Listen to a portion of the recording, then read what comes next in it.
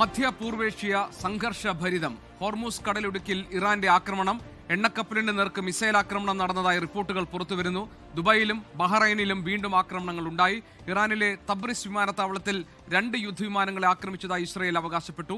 മനാമയിലെ ഹോട്ടലുകളിൽ നിന്ന് ഉടൻ വിട്ടുപോകണമെന്ന് പൗരന്മാരോട് ബഹ്റൈനിലെ അമേരിക്കൻ എംബസി ആവശ്യപ്പെട്ടിരിക്കുകയാണ്. ബഹ്റൈൻ, കുവൈത്ത്, ഖത്തർ, UAE എന്നിവിടങ്ങളിലെ പൗരന്മാർ ഉടൻ സുരക്ഷിത സ്ഥലത്തേക്ക് മാറണം എന്ന UK നിർദ്ദേശം നൽകിയിട്ടുണ്ട്.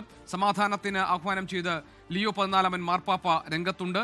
ആയുധങ്ങളുടെ ഉപയോഗം അവസാനിപ്പിക്കണമെന്ന് മാർപ്പാപ്പ ആവശ്യപ്പെട്ടു. ഇന്റർനാഷണൽ ന്യൂസ് ഡെസ്കിൽ നിന്ന് ഏറ്റവും പുതിയ അപ്ഡേറ്റുകളുമായി നമ്മളോടൊപ്പം ചേരുന്നു ദിലീപ് കുമാർ. ദിലീപ്, ഇപ്പോൾ പുറത്തുവരുന്ന ഈ വിവരങ്ങൾ നോക്കുമ്പോൾ ഈ ഗൾഫ് മേഖല ആകെ കൂടുതൽ അസ്വസ്ഥമായിരിക്കുന്നു, സംഘർഷഭരിതമായിരിക്കുന്നു. ഗൾഫ് മേഖലയിൽ ഗൾഫ് രാഷ്ട്രങ്ങളിലെ വിദേശകാര്യമന്ത്രിമാർ, GCC പ്രതിനിധികൾ ഇപ്പോൾ യോഗം ചേരുകയാണ്, അടിയന്തര യോഗം വിളിച്ചു ചേർത്തിരിക്കുന്നു. എന്താണ് ഇറാന്റെ പ്രത്യാക്രമണത്തിൽ ഗൾഫ് മേഖലയിൽ സംഭവിക്കുന്നത്? പ്രത്യേകിച്ച് ഗൾഫിൽ ഇന്ത്യക്കാരടക്കം മലയാളികൾ ഉൾപ്പെടെ ധാരാളം ആളുകൾ ഗൾഫ് മേഖലയിൽ ഉണ്ട്. നമ്മുടെയും ആശങ്ക നിൽക്കുന്ന മേഖലയാണത്. എന്താണ് അവിടെ നിന്ന് വരുന്ന പുതിയ വിവരങ്ങൾ? ആദ്യം ഗോപികൃഷ്ണൻ, പരിഭ്രമിക്കേണ്ട കാര്യമില്ലെങ്കിലും ഗൾഫ് മേഖലയാകെ അശാന്തമെന്ന് തന്നെ പറയാം. ഇടയ്ക്കിടെ ഇറാന്റെ ആക്രമണങ്ങൾ ഗൾഫ് മേഖലയിൽ വിവിധ രാജ്യങ്ങളിലായി ഉണ്ടാകുന്നു. മധ്യസ്ഥ ശ്രമത്തിന് നേതൃത്വം നൽകിയ ഒമാൻ തീരത്ത് പോലും ഇറാൻ ആക്രമണം നടത്തുന്നു. ഇതിനെതിരെ ഗൾഫ് മേഖലയിലെ വിവിധ രാഷ്ട്രങ്ങൾ അവർ ഇപ്പോൾ ഒറ്റക്കെട്ടായി രംഗത്ത് വരുന്ന കാഴ്ചയ്ക്കാണ് സാക്ഷ്യം വഹിക്കുന്നത്. ഗൾഫ് രാജ്യങ്ങളിലെ വിദേശമന്ത്രിമാരുടെ, ഗൾഫ് സഹകരണ കൗൺസിലിലെ വിദേശമന്ത്രിമാരുടെ യോഗം അല്പസമയത്തിനകം ചേരും. ഏതായാലും ഇറാൻ ഇപ്പോൾ നടത്തുന്നത് തീക്കൊള്ളി കൊണ്ടുള്ള തലചൊറിയലാണ് എന്ന അഭിപ്രായമാണ് UAE അടക്കമുള്ള രാജ്യങ്ങൾക്കുള്ളത്. അയൽക്കാരെ ആക്രമിക്കുന്നതല്ല പോംവഴി എന്ന കാര്യം UAE ഇന്ന് ഇറാനെ ഓർമ്മിപ്പിക്കുകയും ചെയ്തു.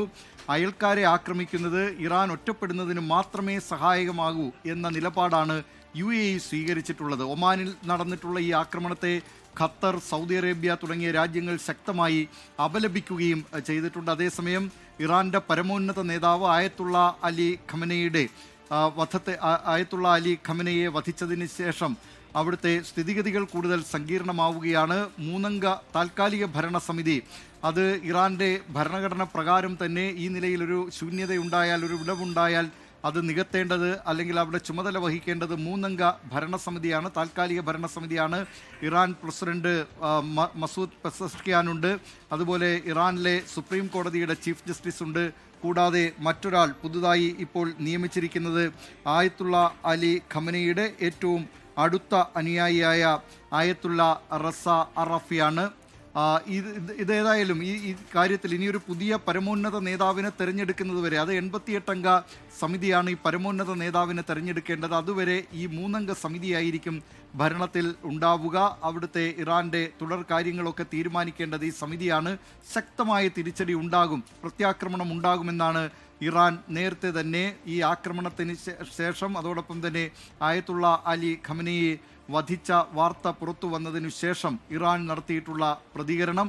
അങ്ങനെ ഇറാൻ ഏതെങ്കിലും തരത്തിലുള്ള പ്രത്യാക്രമണത്തിന് മുതിരുകയാണെങ്കിൽ അമേരിക്കയുടെയും ഇസ്രയേലിൻ്റെയും ഭാഗത്തു നിന്നുള്ള തിരിച്ചുള്ള ആക്രമണം അത് താങ്ങാനുള്ള ശേഷി ഇറാൻ ഉണ്ടാകില്ല എന്നാണ് അമേരിക്കൻ പ്രസിഡന്റ് ഡൊണാൾഡ് ട്രംപ് മുന്നറിയിപ്പ് നൽകിയിട്ടുള്ളത്. സാഹചര്യം കൂടുതൽ സങ്കീർണമാകുമ്പോൾ ഈ പ്രശ്നം അത് ഏതെങ്കിലും തരത്തിൽ മധ്യസ്ഥതയിലൂടെ പരിഹരിക്കുന്നതിനുള്ള ശ്രമങ്ങളൊന്നും ഇതുവരെ ഏതെങ്കിലും ലോകരാജ്യങ്ങളുടെ ഭാഗത്തു നിന്നോ അല്ലെങ്കിൽ ഏതെങ്കിലും ഒരു കൂട്ടായ്മയുടെ ഭാഗത്തു നിന്നോ ഇതുവരെ ഉണ്ടായിട്ടില്ല. ഗോപികൃഷ്ണൻ, ശരി. ഏറ്റവും പുതിയ വിവരങ്ങൾ നൽകിയത് ദിലീപ് കുമാറാണ്. ലോകത്തെവിടെയായാലും ഏത് സമയത്തും 24 വാർത്തകളും ഓഗ്മെന്റഡ് റിയാലിറ്റി പാക്കേജുകളും എക്സ്പ്ലെയിനറുകളും വിശദമായി കാണാൻ ഞങ്ങളുടെ YouTube ചാനൽ നിങ്ങൾക്ക് സബ്സ്ക്രൈബ് ചെയ്യാം.